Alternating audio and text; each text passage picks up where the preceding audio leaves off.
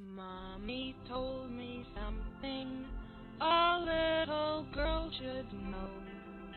It's all about the devil, and I've learned to hate him so. She said he causes trouble when you let him in the room. He will never ever leave you if your heart is filled with gloom. So let the sun shine in.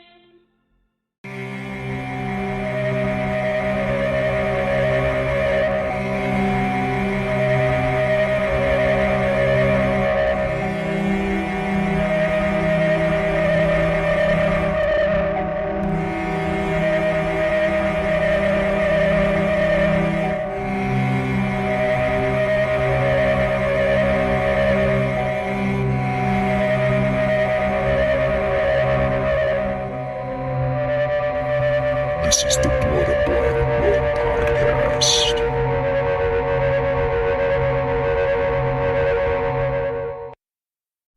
Hey guys, welcome back to the Blood and Black Rum Podcast.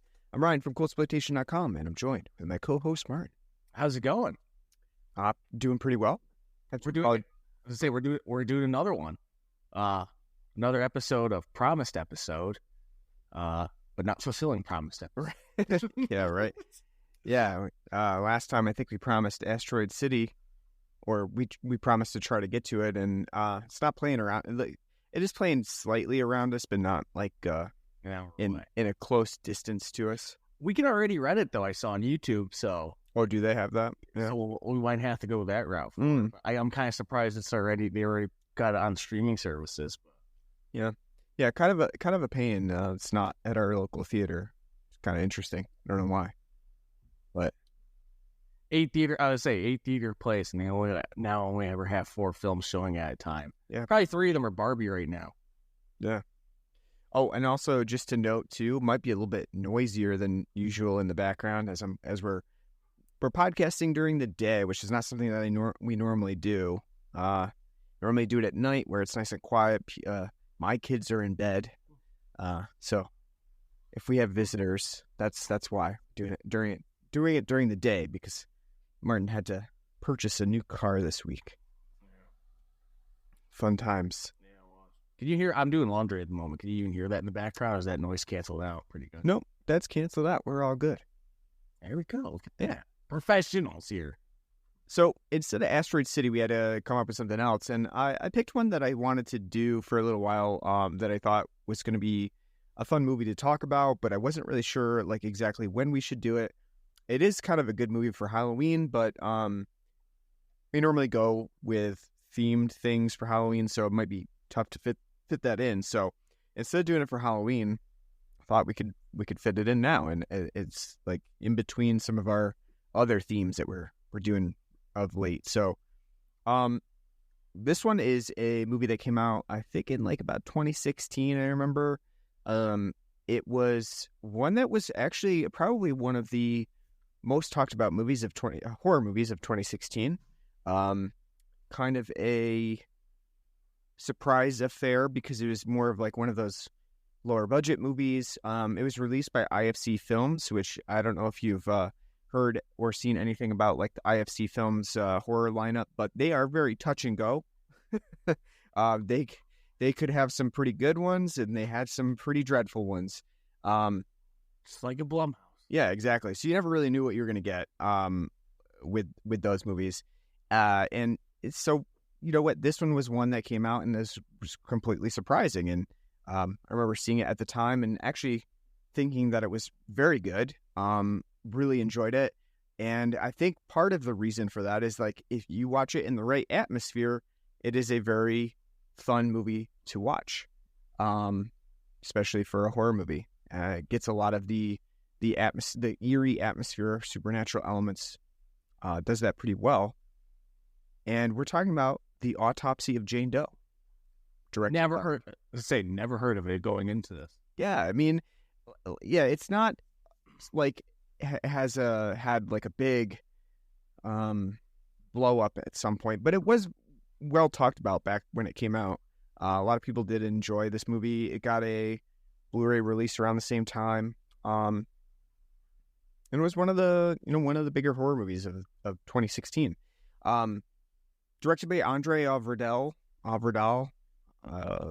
however you say it, who directed Troll Hunter in 2010, which got remade by Guillermo del Toro later on. And he also directed Scary Stories to Tell in the Dark, which I never actually saw. That was one of those movies that came out, and I thought I was going to see it, because it was part of my childhood, and then I never ended up watching it, which is kind of weird. But so he really hasn't had too much work, but he's been involved in a lot of what have been considered fairly well-reviewed horror movies. Troll Hunter, I think, which I actually never seen it, but was pretty highly reviewed at the time it came out in 2010 as well. It was not released in English, which is why we got a English remake, but another one of the big ones for him. So following up on that with Autopsy of Jane Doe was another, good directorial follow-up for him. And this one is it's an interesting movie. And that's kind of one of the reasons why I wanted to do it. It is a movie that is it's definitely draped in supernatural elements, but for quite a long time in this movie, you could almost see it as like Sherlock Holmes for the mortician. It kind of sets off like this storyline of these two morticians, coroners, really. It's father and son, and they are investigating the mysterious death of this Jane Doe, who's brought into their mortuary fairly late in the night, and they kind of are tasked with coming up with the cause of death for this body before the next morning, because the police are like, the press are going to be breathing down our necks about this. We need to give them something. So they kind of set this in motion where you have like this time frame that needs to be adhered to, and here you go. Here's this mysterious body, and then figure it out. So you kind of are immediately set up with this mystery of what is this body? Where did it come? How did it get in the state that it's in? And that's pretty much the synopsis of the movie. And it's only later on in the movie that you actually get any supernatural elements to it. For the beginning of it, it's more like a murder mystery, sort of like true crime sort of thing, which I find pretty interesting. Cue the Law and Order music. Dun, dun, dun, dun, dun, dun. That's right. And you've got some names here too. You got Brian Cox here. I know you said you like Brian Cox quite a bit. Yeah, I'm a big fan of him. He's the Scottish Rip Torn. Yeah, pretty much. I think we pretty recently there's been some more discussion about Brian Cox and his issues with like wokeness and stuff. I haven't seen any of that, but he's been kind of speaking out about stuff like that. But he's 80 years old. Leave the poor man alone, okay? As an actor, he's really fun. He's shown up in quite a few horror movies as well. Trick or Treat is one that I really know him from, and he's great in that movie. But yeah, he's a great actor, and kind of interesting. Yeah, Super Troopers. Yeah, kind of interesting to see him in this movie. Manhunter, which we'll do one day. Yeah. Yeah, he's always really entertaining and a lot of fun, and he's truly a thespian. He's a great character actor. Always puts on a good show, and is not quite Malcolm McDowell level. Well, right, not a thespian showing up to every Rob Zombie movie. Not yet, anyway. Listen, Brian's got to take what work he can get. Malcolm's, is still riding off that Clockwork Orange and Caligula money, so he's free to do whatever he wants. he gets to pick whatever. That's why a decade ago we got one of the greatest commercials of all times with him and James Earl Jones saying "Totes my goat." Absolutely. And for him to be in Home Alone 7, the holiday heist or whatever the fuck it's called. Yeah. And then you got Emile Hirsch, who plays Brian Cox's son in this movie. It doesn't have a huge body of work to draw back to, but I think one that people probably most know him from is his portrayal of Into the Wild, the guy who got lost in the wilderness and ultimately succumbed. And also the new Speed Racer movie is Speed Racer. Don't be. I thought everybody forgot about that one. The 2008 Wachowski brothers, but now sisters movie that I never saw. Did you see that movie? No. God, no. I heard it's actually right there. I heard it's actually not that bad, but I mean, it just from the looks of it, I think I blocked that one out from my memory. Completely forgot that came out. Oh, John Goodman is Pop's Racer. Got to watch it now. There you go. That was a very dangerous thing for you to do. Sweet. And one thing I like about the Autopsy of Jane Doe, I'll say before we get into, we'll take a break and talk about the beer and stuff. I do like that, in the movie, on the poster, you get Emile Hirsch, you get Brian Cox. You don't get the poor lady who has to be naked the entire fucking movie. She doesn't get any billing whatsoever, except on the back of the box it says, and introducing Olwen Kelly. Like, the poor lady, bush hanging out everywhere, doesn't even get on the fucking poster, get a name on the poster. Well, she is on the poster. She is the poster. That's true. She doesn't get a credit on the poster. Well, that makes sense, though. She's Jane Doe. Why would she get a credit? Just feel a little bad. Well, you should. Bearing all barely gets credit. All right, let's take a break real quick. Talk about the beer that we have on the show. It's a special one. It's one our beer mule got for you, and I just happened to be included in the goodies, right? Yeah. Technically, I'm not even supposed to. I'm only supposed to have like one, right, or something like that. Yeah, I was only supposed to give you one. You're supposed to bogart 3 for yourself, and give me one. I'm watching my figure, so I can't have 3 double IPAs. There you go.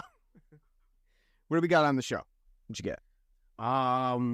We have another Equilibrium beer. Our Fiden's mule also sometimes will mule us Equilibrium because his dad lives down there. Oh, this is the first time. This is the first timer, right? What, that we've had EQ? No, that it's an actual mule from EQ. It's the first time it's been mule. Yeah. Usually we can get stuff up around here and deliver too, but he was down there. He asked if I wanted anything and really suggested that I should get this beer in particular because it's the second time they've done it. And it's a beer that gets raved reviews and it's really good. So that's what I got. I got this beer, and it's a collab beer, too, with Parish Brewing, which I've never had any Parish. No. Never even heard of Parish, to be honest with you. No. But I said, why not? It sounds cool. I like the name of the beer, the can. Pick me up a 4-pack, and it should have got some pulled pork and macaroni and cheese, too, because on EQ's website, you can get some, too. And I didn't. I got this 4-pack, and it's their collab with Parish called Ghost in the Laboratory. A double India IPA, 8.5%. Yep. And it's got this nice skull and like a nice 1980s like wire framing, like 3D, with hoppy head and feathers and all that jazz. Reminds me of like Ghostbusters. You know, like the one ghost that's like the hair flies up on it, stands up on end. You know that ghost. Yeah. That's what it reminds me of. It's cool. I like the can a lot. It's nicely designed too. It's like it's simple in its like design, but it's got nice artwork. I like it. And this one, it's a collaboration quite literally too, because this is using the recipes from the two breweries' different beers that they've put out, which is straight out of the laboratory from Parish. Straight out of the laboratory from Equilibrium and Ghost in the Machine from Parish. And it's kind of mashing both of those up into this collaboration beer, which I think is pretty cool. And that's how you get the name Ghost in the Laboratory. So what do you think? I think it's pretty good. I won't say it's great though. It's really solid night buff, double IPA, very smooth, goes down easy. It is dank. I'm not sure which hops they put in here, but it's definitely. This has a heavy dose of different types of Citra. It says Citra Incognito, Citra T90, Citra Lupomax. So lot of Citra. I would have said like Citra or Amarillo probably. Mm-hmm. But it's definitely dank, and that's nice. And I do like dank IPAs that give you that taste. It's really good, but the problem that I have, and it's a problem that I've been noticing that I've been having with almost every EQ beer I have these days. There's something about it when they have it that has this weird, tinny, adjunct, lingering yeastiness to it, like a fucking homebrew. It's not bad, but it's there enough to make it kind of a little off-putting and not like totally clean on the palate and finish the beer. And that was really prominent when we did the NASA beers, those NASA IPAs. Like some of them were really good, but a lot of them had that weird, overly yeasty, unfinished homebrew taste, like aftertaste to it. So like I do think this is really good, but I wouldn't say this is like out of the park. Like, yeah. So I think I know what you're saying. Some sort of like adjunct is adding sort of that distinctiveness to it. I won't say that I don't dislike it. It does have like its own distinctive taste to it. And I do get that here. Like I do think that this beer is pretty good. I think it's nice and smooth. It's got a nice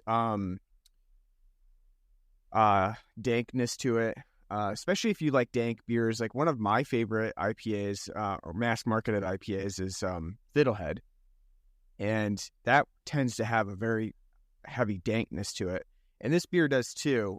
This one, I guess, I would say it probably has quite a bit of like orange to it too. That citrus from the Citra really comes out. Seems like that, it's kind of like an obvious observation, but very citrusy, very dank.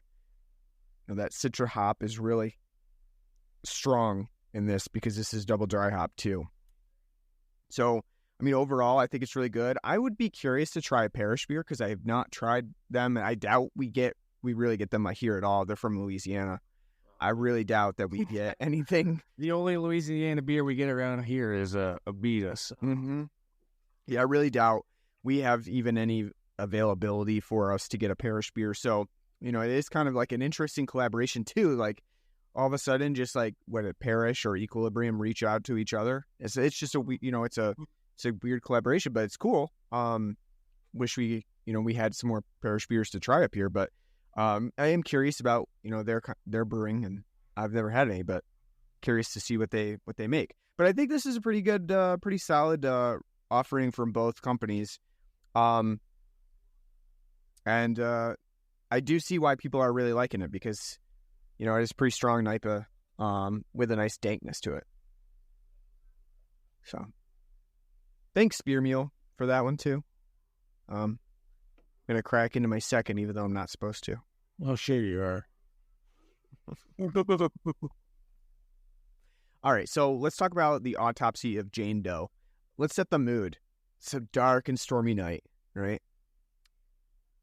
You're in a mortuary. And that's pretty much where, like, the film leaves it. They're like, this atmosphere, perfect for a creepy movie.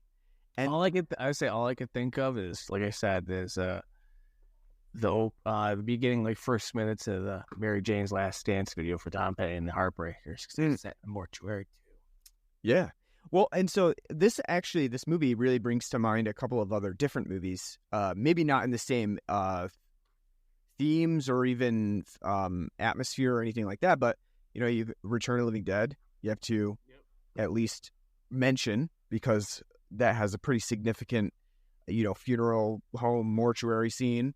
And then also you have, like, probably like Tales from the Crypt kind of like comes to mind as well, just like the whole building. I think those two really, plus, you know, there is a particular element of Reanimator that takes place in mortuary-esque areas too, with you know, dead bodies coming to life. Great. All I can think of is the fucking song. Yeah, I know. The catchy Reanimator theme that we used for our Zombie-thon. Absolutely. So this movie, you know, it certainly seems to have inspirations from those movies, but I think it really does something all on its own. Like I said, it does really start out as sort of this mystery type, almost true crime movie about discovering the cause of death of bodies that they have in this mortuary with this coroner and his son, and they're just kind of going through the motions of doing an autopsy. And I think that's really interesting, especially for people who are interested in true crime, or like me, I'm very interested in cadaver science too, and I find it very fascinating. And I think this movie kind of touches on that, especially at the beginning when Emil Hirsch's girlfriend comes over and she's like, "Do you guys really keep dead bodies here?" He's like, "She's a fucking weirdo." He's like, "Yeah, we got 3 right here in the drawers." She's like, "Well, I want to see one then.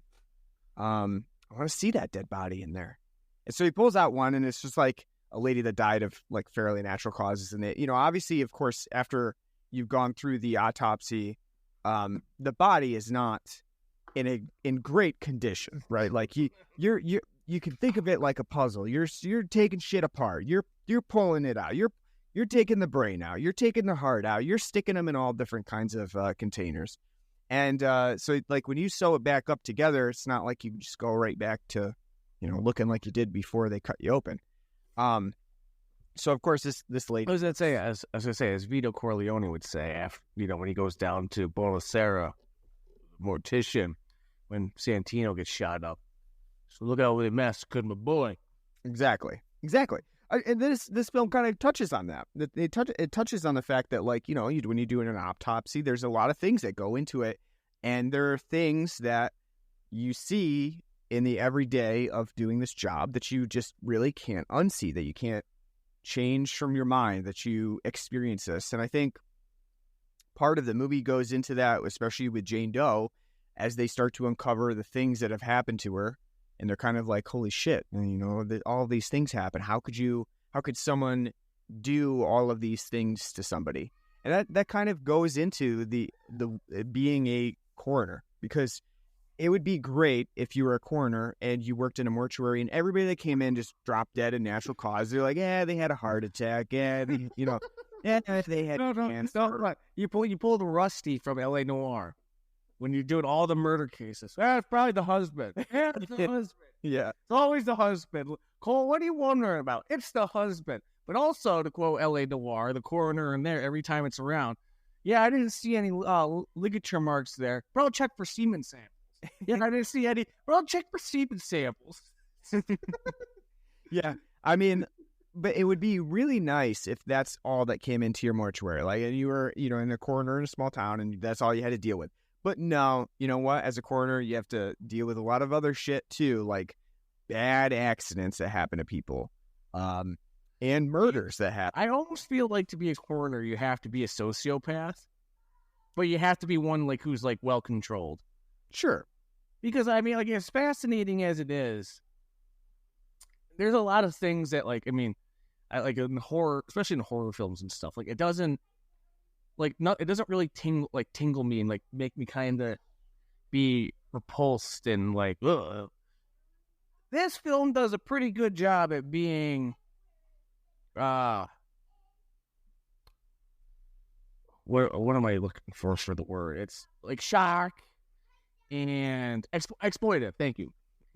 Exploitative, but not in a bad way. Sure. But the way like the body's there, Yeah, and how they're being cut and the work they're doing. It's all, like you said, it's very procedural and it works really well. But there's like at least for me, like a very like. But I'm not queasy with like blood and like that kind of stuff. But like it is really queasy though. Like, all right, gotta sit here and open up the chest cavity, here's a scalpel and break the ribs, to get to organs to see what's going on. And it's like, whoa, like holy shit. Like, I think what you're trying to say is like it has almost like a Mondo element to it. When you think about movies like Faces of Death or things like that, some of those Mondo elements where they would show you particular things that may be uncomfortable. I think that you can kind of say that about the Autopsy of Jane Doe because it does take a very clinical view of how a coroner might conduct their studies. They go very into detail about how you would do these sorts of things. You do an external exam, you do an internal exam, you're going to go and do all the chemical exams on the stuff that they pull out of them. It's very clinical about how it approaches that. And I think in some cases, especially people who don't deal with death that often, that's kind of shocking, like what you do to the body after it's dead. Because we, especially in American culture, we kind of see the body and burial and all of the treatments that we do to dead people in reverence to their body. We kind of see that as profaning the body, right? When you do an autopsy like that, because you're literally dissecting them. You're taking it all apart. You are causing damage to the body that may not have been there prior to death. And you're doing it in the search for answers, but it also is kind of shocking, especially, if a family member to come in and see you just hacking away at the rib cage and, taking out all these pieces. It's kind of a shocking thing that happens to your body after death. But I think the Autopsy of Jane Doe does a really great job of showcasing that, what happens in a clinical way. So it's not, I don't think it's lurid. I don't think it's like showing you this stuff and like trying to go a hostile route where it's trying to disturb and gross out the viewer in like any gore way. But I think it's fairly realistic in its presentation. And then later on, you kind of, especially as they start to get into Jane Doe specifically and do the like more of the internal exam, it's kind of shocking all the things that they find that have happened to her. It's like at some point they're like, holy shit, like this is something that we've never seen before. Like, yeah, we've seen dead bodies and we've seen them have smoke inhalation and burns on the inside. And we've seen like excess bleeding when we bring them in, but we've never seen like somebody has tattoos on the inside of their skin. That's like that's going a little far there, Yeah. No, you're right. It's not like, it's visceral. Yep. How it's portrayed. And I think, it definitely the visceralness of the actual autopsies to how cold and calculating, like the proceduralness of like, trying to find what's the cause of death of the people that are being autopsied in this film, it's realistic, and that's why it's probably, unsettling, because it's not portrayed cartoonishly. Like for instance, as you were talking about before we even got into the actual review of the movie, Jane Doe it's not a prosthetic. It's an actual person sitting there on the table, as they're cut and then doing the stuff, like not actually cutting and doing the stuff, but constantly seeing like who is being our Jane Doe in this movie, Owen Kelly. She's there constantly, and you get to see her face and like just coldly, blankly staring, and like her body that's actually being used in the shots where they're not doing like actual autopsy work. So like it makes it that much more visceral because there's that connection there. It's not cartoony. It's not fake. Yeah, I mean, I think it's interesting how they use her. She is a prop, but she's also literally a character that's just always there. Yeah. And she doesn't have to. She literally does not do anything. She doesn't have to do anything, but her presence as a character is still always there. And I think that's interesting, especially when they're trying to map out like what happened to her, murder that could have potentially occurred to her. She's always there, and that's part of the thing that the film kind of boils down to at the end is she experienced all of this stuff and is reenacting it. It's kind of an interesting concept, especially since again she doesn't really do anything in this movie besides lay on the slab. She doesn't have to like pull out dialogue. She doesn't have to give facial expressions, but it's still an acting part that really sells everything that needs to be here to make the viewer feel like this is a reality. So I think she does a really good job at that.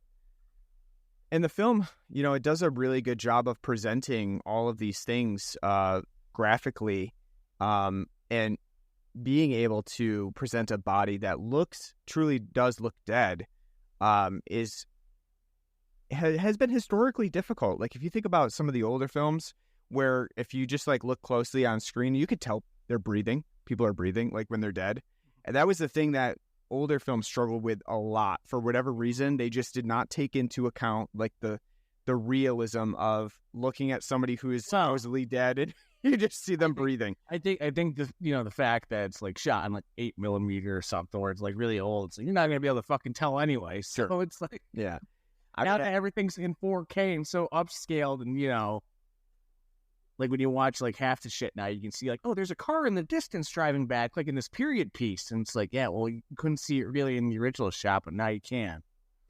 Well, this film does a really good job of hiding all of those things that you shouldn't see.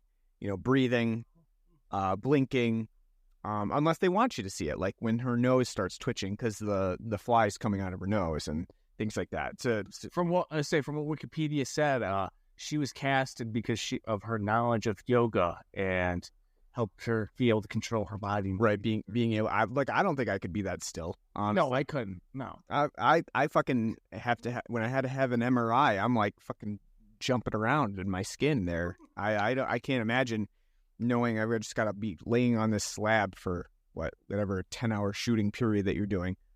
It's tough. So yeah, I mean, we talked about like the gore work is really good. Everything looks really realistic. I love like all of the elements that they bring to this. Like, hey, grab me those. It look like hedge cutting shears, but they're fucking rib cutters. And stuff like that. They just pull out, and you're just kind of like, wow, that's what really goes into mortuary work.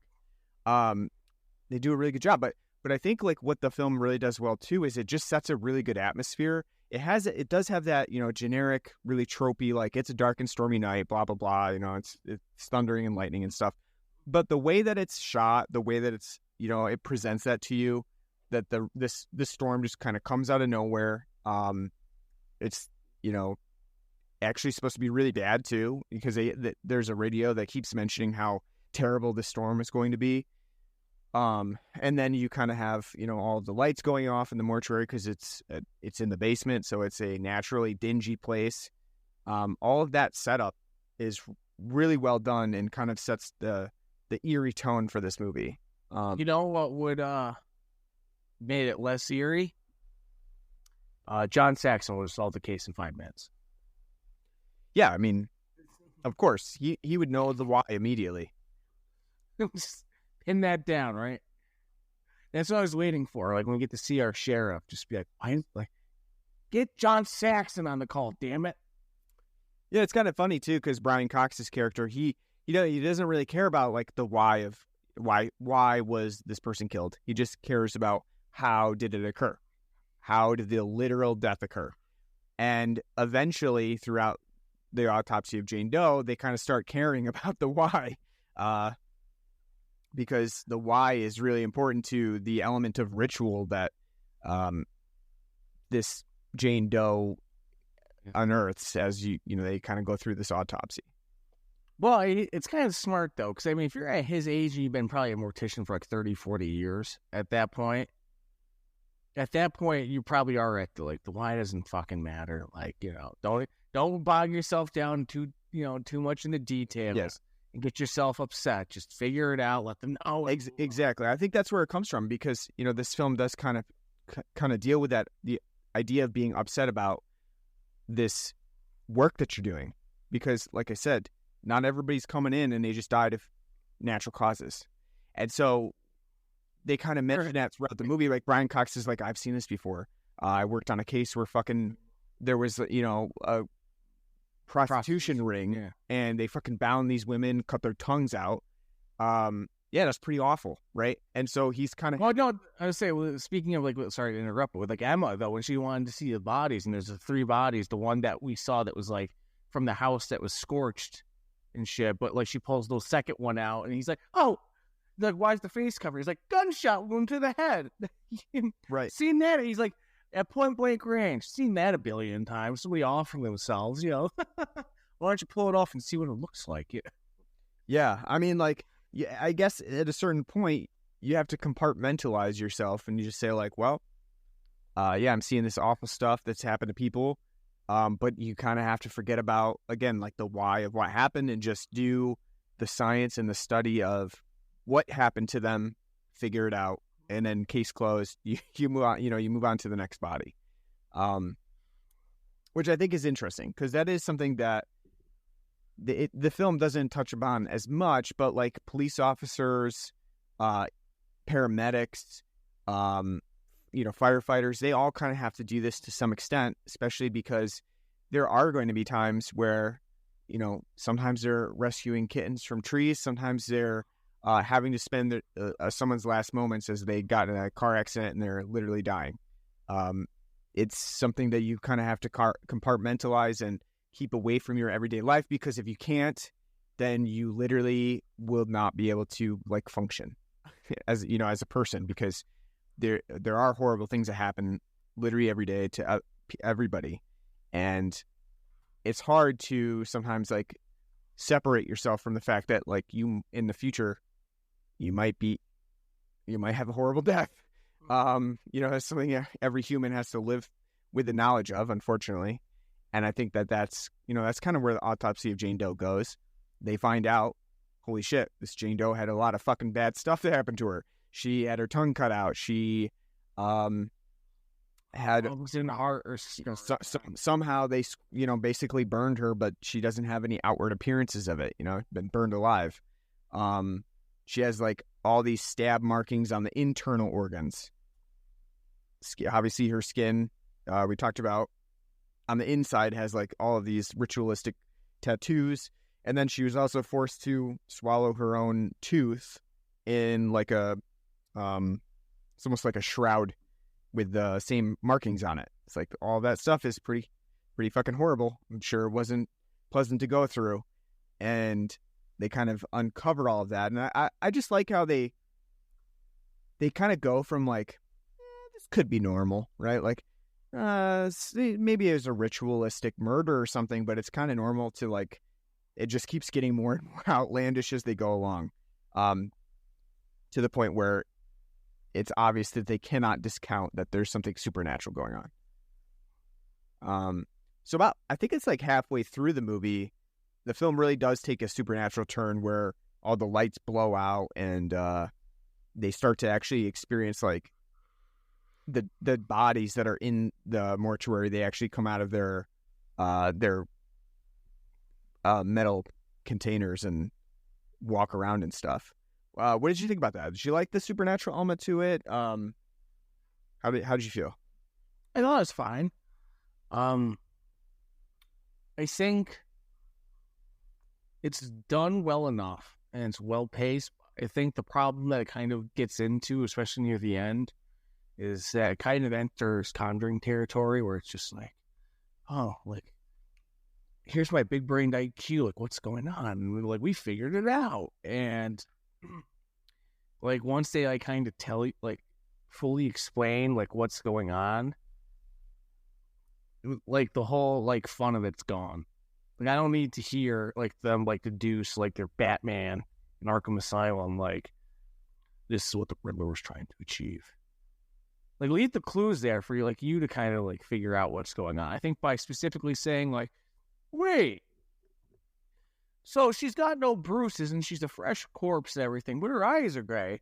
And you cut her open and she saw all these weird things. And oh, wait, there's a cloth with her molar in it that we found that her molar was missing. And wait, the cloth has Roman numerals on it, but wait, it also has, it's Leviticus, this from Leviticus, and that is about witches, and the witch, she's a witch, but maybe she's not a witch. Maybe she was a person, but because witches don't exist, but I mean, maybe because they did all this ritualism that she's actually became a witch, and now she's a witch, and she's gonna kill us all. Like, I mean, I thought the supernatural element was fine, but I think when they went head it over heels into like, this is what's going on, dumbass territory, is where it kind of lost me, because it's like, all right, like, you're going a little too. You mean like when they kind of pulled out, they're like, the Northeast, 17th century, Jimson weed, witches. No, yeah, I actually didn't really like that too, because I thought that was kind of hilarious that no one remarked on the fact that they pulled out an entire intact flower. Yeah. Flower in their stomach. They're like, she's got nightshade in her stomach. It was like a huge flower in your stomach, like not digested, not chewed. Yeah. They were like, oh, I don't know, Jimson weed. I don't know, this is weird. The whole gigantic petal is in her stomach. Same thing. Well, the same thing with the molar and the tooth. They're like, well, that tunic should have been clearly dissolved by her stomach acid. That's really fucking weird. Yeah. I do like the deductive work that they're doing to figure it out, but I think the fact at the very end they spell it out completely for you. Like, here's what's going on, asshole, is what turns me off from the supernatural element, because it's like, again, like, it all at the end comes off as like very Conjuring, is like, we're gonna figure out what's going on, and I'm here for me, gonna save the day, Yeah, I think if leaving it to more up to ambiguity, especially too because they play with the idea of like, are they hallucinating? What's going on? Is it actually supernatural, or are they just going crazy? Would have made it a lot more fun with the fact that they spoiled that part with the intro of this film of like another family being, taken out in the same fashion, and the sheriff being like, this doesn't make any sense. And they get down to the basement and they're like, oh, wait, there's a random prostitute down here. What's going on? Yeah, I mean, I think that would have made it better. Like, yeah, I mean, I get why. Like, if you had with that intro, it makes sense with what they did to tie it all together. But I still think the fact that they spelled it out for you so clearly and didn't leave any ambiguity or room for you to like have a deduction with really does kind of sour me a bit. But I mean, at the same time, the fact that they did, it does neatly tie together. So it's not like it's poorly written, but I don't personally care for that. Mm-hmm. Like, I don't want a horror film at the end to like spell like what's going on out for you. Yeah, that's the kind of the fun of trying to sit and guess and be like, what's the red herring? What's Yeah, I can see that. I do think when they have to come to the conclusion like, it's a witch. It's a little bit overspoken there. I like the supernatural elements. I think it does it really well. Like, I think that there are a lot of moments that work very well that aren't too tropey. The one where all the lights blow out and then you just hear the bodies coming out of the metal mortuary bins. That's really cool because You know that it's happening. You can't see anything.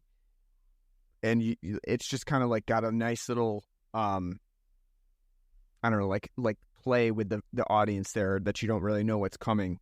I like that quite a bit. I also like the toe tag that they have with the bell. I think that works pretty well. And I also do like when, they're the body's coming down the hallway and then all of a sudden it's not the body and it's actually Emil Hirsch's girlfriend. And then he's like, oh, fuck. Well, that was so telephone. It was. You definitely know that it's going to happen because you know that they left it as, hey, come back later. Around 11 o'clock, I'll be free. So you know it's coming. But I think it still works. And some of the other ones, too, like you said, there's a Conjuring element to it, but it doesn't fall into line with the same ideas of The Conjuring where The Conjuring always has like that sort of ghost that does like the facial features. And this one doesn't. They actually more resemble like actual dead bodies than like a overwrought ghost. You know what I mean? Mm-hmm. I think this one does that better, especially like when they're looking through the door and they just see like the corpse that we've seen before and she rips her mouth open from the stitches. It's better than like what The Conjuring gives us with their ghosts, which are always very stylized in a specific way. So yeah, I mean, I like the supernatural element. I do agree with you. Maybe it's a little, telephoned in at the end. They really have to kind of sell you, and especially too, they have to give a very specific MO for what's going on. So they're like, well, it's got to be Jane Doe enacting what happened to her on us, and we're just in the way. And so they kind of have to give her a motive because one doesn't really exist. And I feel like it would probably just be better left unsaid. It's really stupid at the end, because at the end, like, what do you like? It's not like they're devout Christians or anything. Like, like something tie that together, like just to have them be like, wow, she was punished, for being a witch, though she wasn't a witch, and so she became a witch, and now she's killing people as her ritual, as her revenge. Yeah, fuck off of that. And that's kind of annoying, because then it's like, well, yeah. Yeah, I mean, I kind of just like that it's this curse of this body that's, it's constant. And, I don't think that we really needed to be told, like, well, she's reenacting it on them. Because, again, like you said, it's not like they've done anything specifically to get this wrath from her. It's not like they had 17th century relatives that were participating in the... Which they do, Brian Cox does point out, but like, again, at the same time, it makes like the motive like move. It's like, who gives a shit, Yeah, I mean, I don't think a motive is necessary. I think it's just fine, especially because Jane Doe, all of her is left unsaid. Her history, her background, her name.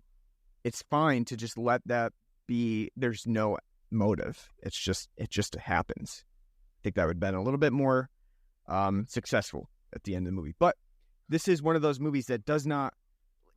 There's a lot of movies that start out really well, especially supernatural movies. They start out really well, and then they get really hokey as they go along. And I don't think Autopsy of Jane Doe has that problem. It definitely has a nice atmosphere that maintains throughout, where it doesn't get too cheesy or lose its steam as it goes.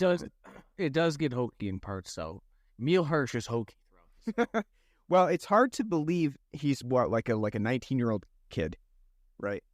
Yeah. Well, oh, you're hot. Don't forget. Before I fuck you, you're hot, and I like you. Ha ha.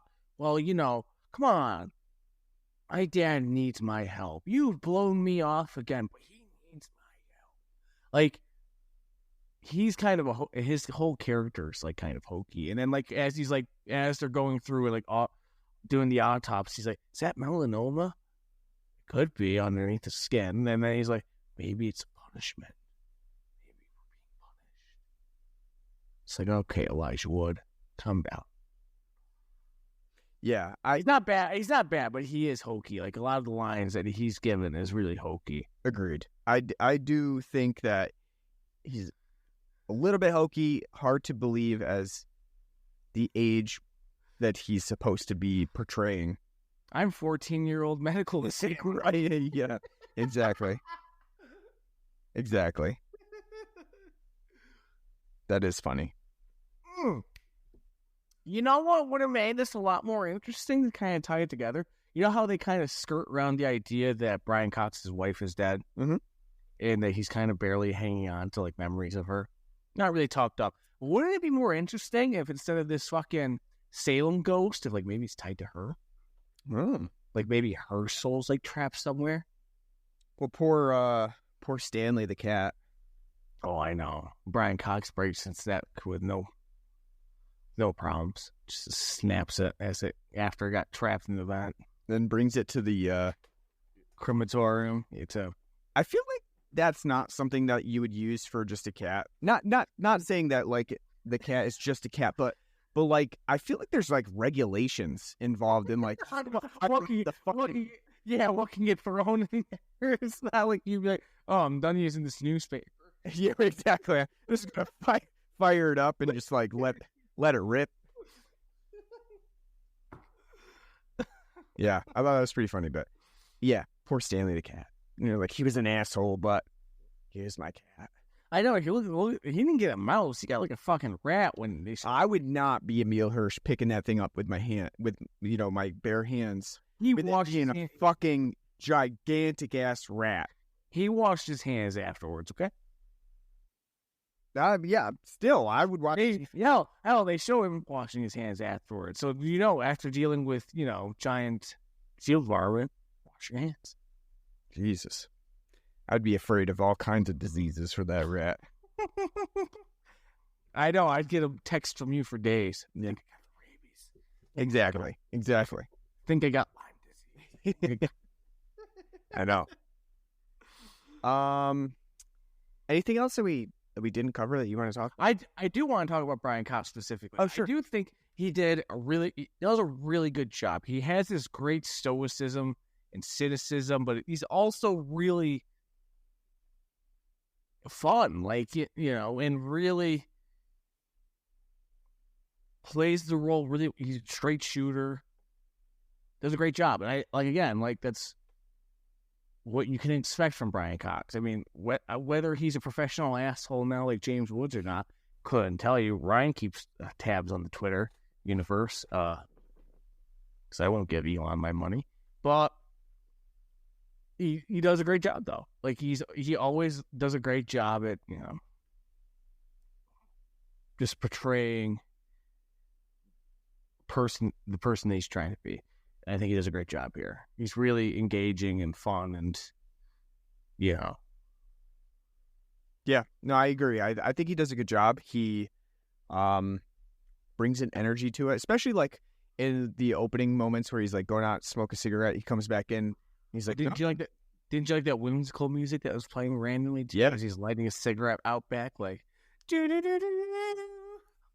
yeah, he's lighting a match, like, and I just like when he comes back in, he's like, no, try me. I'll let her look at any bodies in there. Yeah. And then he kind of just has that nice little like mischievousness to him. He's got his coffee cup, and he's just like. Did you like that low rem Pearl Jam that was playing it when we first seeing them open up? Like, is that Pearl Jam? It sounded exactly like Pearl Jam. It's not. I was looking it up. It's the temperance movement, I think. Oh, really? It sounds like, but it does sound a lot like Eddie Vedder. It really did. They're gonna cut up and body. He really did. He really did. They're gonna cut their body open, black as night. And you know what this movie doesn't have too? A coroner eating a sandwich and then putting it on the dead body, which is like a staple of like pretty much every like crime show. Like the paramedic, he's a quirky guy, or the paramedic saying like, I want to fuck that dead body. Yeah, right. I want to take them tips right out and fuck them. Yeah, can you imagine father-son moment where they're like, those are some pretty nice titties on that corpse. See the way they're not. Do you see how like they are? They're not too big, not too small. They don't hang off the side. They're just right in that bush. There was no inappropriate swabbing of the vagina. It was all just so clinical, you know.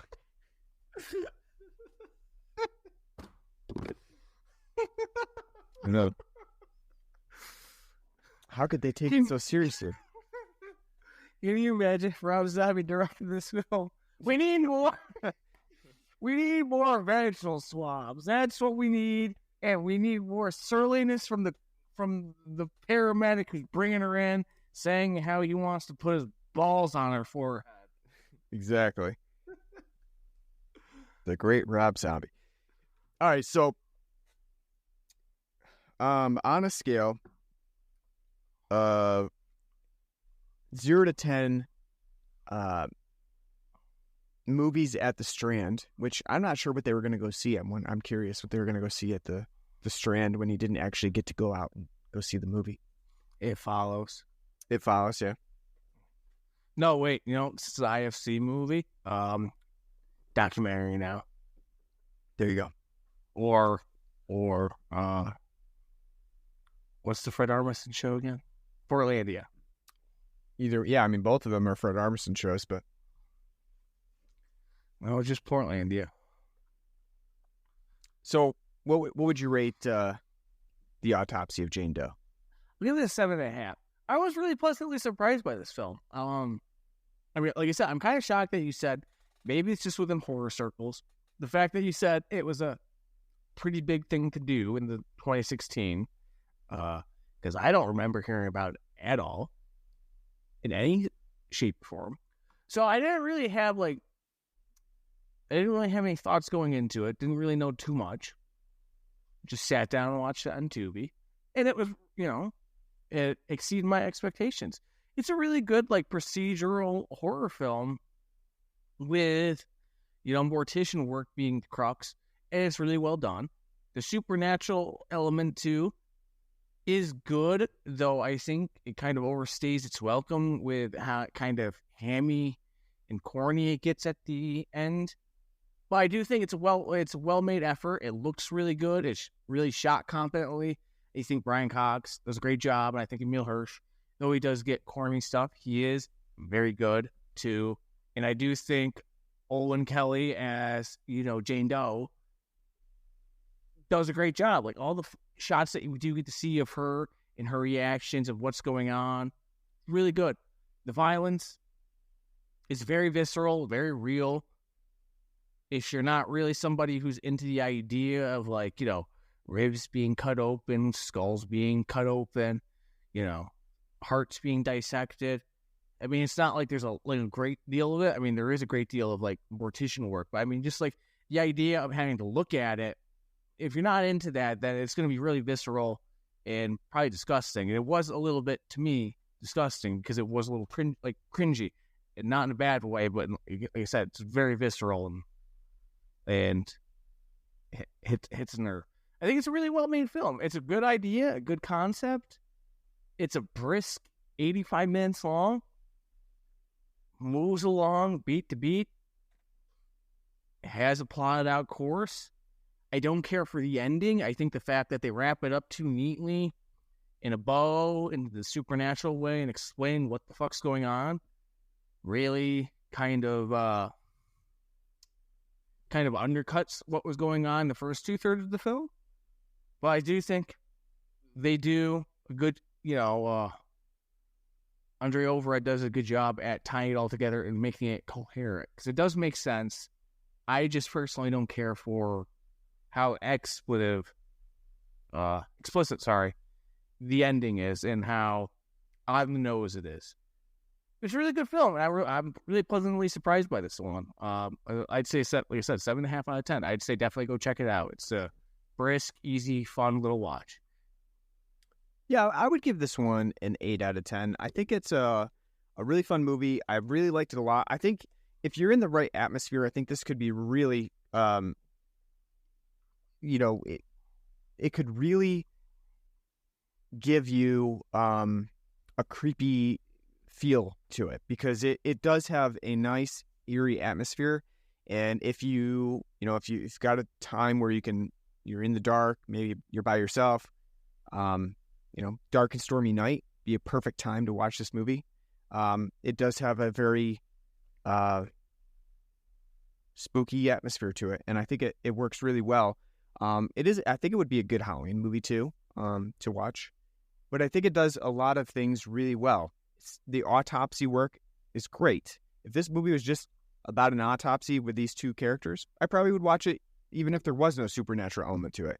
I think it does the supernatural pretty well, which is, for me at least, surprising, considering that most supernatural movies tend to fall flat later on when they have to, actually give the reason behind the ghost. Most of the time it's like, the ghost is misunderstood. You just got to figure out their secret, and then they'll just let you go. I don't really like those kinds of like happy-go-lucky endings. This one doesn't have a happy-go-lucky ending, and it actually ends on a pretty dark note. That this ritual, this curse, will continue to happen. Like Martin said, I don't really like that it has to absolutely spell it out for you. It's like peat moss, northeast, burned alive at the stake. It's a witch. I don't like that it has to kind of like basically piece it together for you. But other than that, I think it does a really good job of setting up the supernatural element, setting up this idea of like, it is more of like a contemporary witch style element. Really good autopsy work and gore. That's not explicit just for the sake of it, but to present some realism. All the actors do really good job, especially Brian Cox. And then Olwen Kelly, probably doesn't get enough recognition because she does a really good job of just laying there. It sounds like that should be something to not really, praise, but she does a really great job of presenting herself openly, and it changes the context of the shot depending on how we're getting that, the view of the body. It's really interesting how she can be a character and have no interaction whatsoever. It's a really fun movie. Check it out. I think it's free on Tubi, right? So yes, it is. Everybody can go check it out. So, yeah. So what do we got next week before we go into Red Hot 80s Action Month? Let's see. Well, normally we would probably take a week off, right? But we still have the 27th.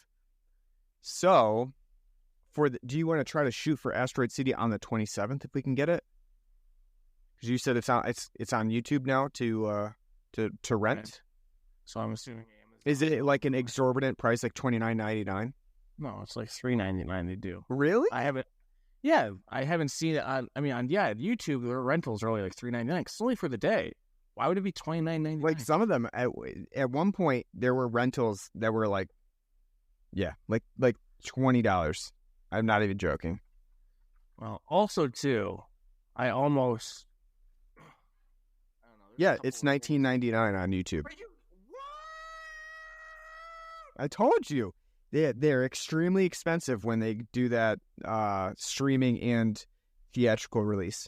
Dude, it wouldn't even cost that much to see it in a theater. I know, that's what I mean. Because they're thinking like you got a whole party with you. You didn't have to pay for the popcorn or the Coca-Cola, and you've got 6 other people in the room with you. So $19.99, that's a small price to pay considering you went. Bless you. Thank you. If you went to a theater with 6 people, and that'd be what, like $50 for tickets. Fucking so stupid. Yeah, that's what I mean. So, oh, there's a couple of things I have in mind that I would like to do. Okay. I don't know if we'll do them, but well, this was my pick, so you're free to do that. If we can't get Asteroid City in any, well, let's do a little mulling around real quick. Okay. I think Clueless would be fun because I saw a commercial. I don't see TV ever, but I saw a commercial watching Tubi, and it was a Clueless. Alicia Silverstone was doing a commercial, and it was based on Clueless. It would be a great 90s fun movie to do. Clueless. It's been a while since I've seen it, but it is a fun movie. Mean Girls. Even though we're not in the school spirit, we'll never get to Mean Girls it's always that would be around October when we should do it. But that's why we're in Halloween mode. True. What else? Oh, there's a random Charles Bronson movie on YouTube for free. It's like Mr. Magic or Mr. Mystique or some shit. I don't know what the hell that's about. Which, by the way, YouTube free movies, they got a bunch of random ass weird ones. Like, you know, like if we wanted to finally do, like, I would like to do one of these days, but probably not going to do it this time because it's a 3-hour film. Duck You Suckers on there, Fistful of Dynamite, for free. Mm-hmm. But it is funny because a lot of times when you bring your choice of movies, it's always like fucking 90s nostalgia. She's All That, Cruel Intentions. yeah, you know what's funny? Yeah, you know what's funny about that? What have you learned at the end of each one? That You like them? I like them, but also nostalgia only goes so far. How dare you? She's All That, yes. Cruel Intentions, nostalgia only goes so far.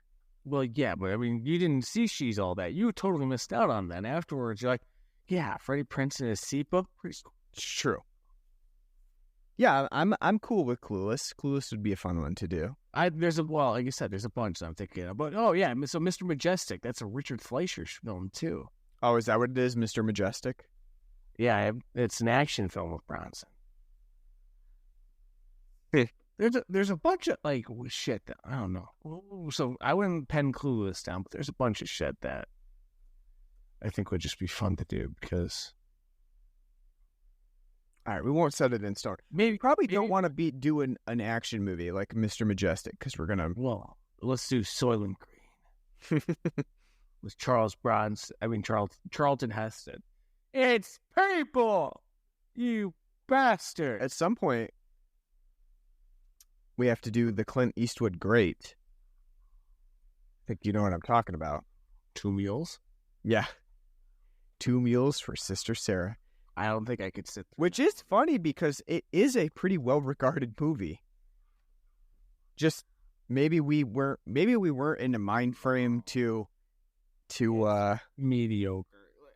Compared to, how about this? Hold on, if we can find it. Speaking of it, how about High Plains Drifter? Yeah, that's fine. The way you're. I mean, I was just saying that. That's fine. Fine. Would you want to do? Do you want to do the anti-western? Do you want to do Unforgiven? Have you? Because I know you haven't even seen Unforgiven. I have not. No. How have you never seen Unforgiven? We need to block out come the winter when we don't have much going on after Christmas. We need to do a western month or two. Yeah. Where we just block out because. The fact that you claim to love westerns and you haven't seen Unfucking Forgiven before. How dare you? I know. I haven't seen quite a few classic westerns. You want to just do The Quick and the Dead? The Quick and the Dead. That's a Sam Raimi film. Yeah, I'm open to anything. So that's. The fact that you're very... We'll talk about it. I'm open to anything, really. So we're going to come back next week with another kaiju film. Yeah, right. No, I don't know. We'll figure something out for July 27th. And then we'll move into Red Hot 80s Action Summer. So before we... So I have one that we need to do. Okay. Commando. We haven't done Commando. Yeah, we haven't done Commando. Would you want to do you want to do any sequels yet, or do you still want to be digging into others' works? No, I mean, I think sequels are probably okay. Because I would also love to do Commando, because we haven't done. Wait, we didn't do Schwarzenegger at all, did we? We did Predator. That was the first one. That doesn't count. Yeah, no, Commando's fine with me. That's a good one. Because I kind of want Police Story 2. Okay. Because, I mean, it's going to be long and hard before we really get a chance to dig too deep into Jackie Chan movies. Uh-huh. It's too bad that Roadhouse 2 didn't take place until 2006. Oh, are we gonna? You want what are we gonna do for Chuck though? Yeah, we need a Chucky movie. Do you want Missing in Action 2, or do you want to do like Missing in Action 2? Oh man. Or do you want to do like Delta Force? Yeah. I was thinking like Delta Force maybe. Because we almost covered most of his. We already did. Most of his were 90s. Yeah. Yeah. God, Invasion USA. I want to rewatch that movie. What a fucking classic. I mean, he did have quite a few. I mean, he had like the Octagon and those are more like martial arts films. Yeah. So I don't know. Yeah, we can maybe be Delta Force for that one. Yeah. Might find it hard to get into Missing in Action again. That was a tough one. Are you sure about that? So yeah, let's do that. And we'll come up with the rest. Yeah, we'll have some. You know what? Everything we just talked about, shot this shit. Yeah, probably won't happen. Right? Probably won't happen this next episode, but you know what? This is, just so you guys know, this is the inner workings of the podcast. Have a beer and shoot the shit. That's right. That's how we do it. It's how a big chunk of these movies that we've done, Ryan's gotten me to watch. Get decided, yeah. All right, so before you get into the spiel about what's going on to end it, also too, a milestone. We're on year 9 now. Is it officially 9 years? Yes. Yeah. I can't remember when we started. I know it was in sometime July 5th, 2015. Oh, I'll have to work on a new little thing. Which I mean, year 8 was really good. So that was a really good picture. But yeah, 2015, July 5th. Man, Pride and Vengeance. Nice. Been 9 years. Good work. Good work. We've had our ups, we've had our downs. We'd had probably 500 episodes if it weren't for COVID. So that right, I know. Yeah, we took a break. And because I have kids, can't do weekly. We were really pumping them out. We were just, I know. Yeah. Oh, someone died. We knew a review about them. Now can't do that. Yeah, it's not timely anymore. Well, if you have enjoyed our podcast and you want to continue on listening to us for year 9 and further on, maybe even 9 more years, who knows? You can subscribe to us on pretty much any podcasting app that you can think of. We're on Google Podcasts, Apple Podcasts, Stitcher, home base it. Oh, actually, not Stitcher. I think Stitcher is closing. Spotify. Who got the Spotify bottom out? No. I think Stitcher is literally just ending. That I've heard. But yeah, no, our home base is Anchor.fm, which is now Spotify. You can subscribe to any of those or any podcasting app that you can think of. And we're Joe Rogan's 782nd favorite. That's right. Listen, so all you Roganites. That's it. Oh, okay. Yeah, leave us a nice review on there. We appreciate that. We are on Facebook and Twitter for the time being. Twitter. Maybe we'll make a Threads. I don't know. You can just find us on there, Blood and Black Rum Podcast. And we have an email address at bloodandblackrumPodcast@gmail.com. Write to us. Let us know what you like, what you don't like, what movies you want us to cover, and we'll keep that in mind. And then you can donate to us on our Patreon page, patreon.com/bloodandblackrumPodcast. Thanks in advance. We'll put that towards beer. All right. So we'll see you in 2 weeks for a mystery movie. Maybe Clueless. Maybe something else. Maybe Asteroid City. Who knows? We'll leave that up to chance. I know. We're finally doing the Glass Menagerie. Whatever it is, I'm sure it will be enjoyable. Me a Sam Waterson, Mom. That's right. All right. Thanks for listening. Hope to see you back next week. And until then, take care.